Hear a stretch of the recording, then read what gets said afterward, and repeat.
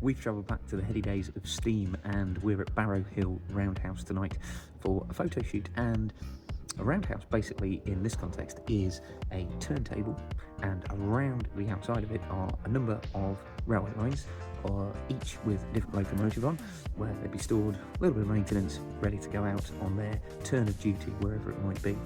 Barrow Hill Roundhouse was built in 1870, and it wasn't originally called Barrow Hill, it was known as Staveley Shed, which was the closest place to it. And they had a number of locomotives, about 20 at any given time. And it was a pretty standard way of servicing and looking after the fleet, getting ready for them to go out on their turn of duty. And of course today, now known as Barrow Hill Roundhouse, it is home of a number of preserved locomotives. Now, the very first was built by Robert Stephenson in 1839 for the North Midland Railway, and we're engaged in a photo shoot tonight with some fantastic locomotives. We've got the Midland 1000 just behind me there, and on this side we have the Great Central Railway, Butler Henderson. And over here, in this dark part of the shed, we have the turntable at the minute with a diesel locomotive sat on top of it.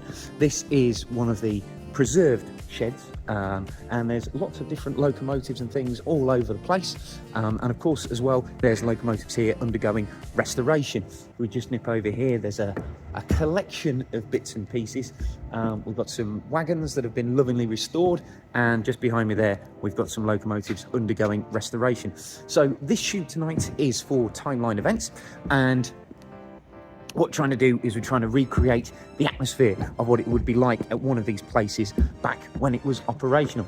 Over here, there's a little 040 tank engine called Vulcan, and you can see in here, it looks like she's in steam with the beautiful glow of the fire, but cinematic tricks. It's all a lamp hiding in there. And of course, to create smoke, there are smoke machines as well.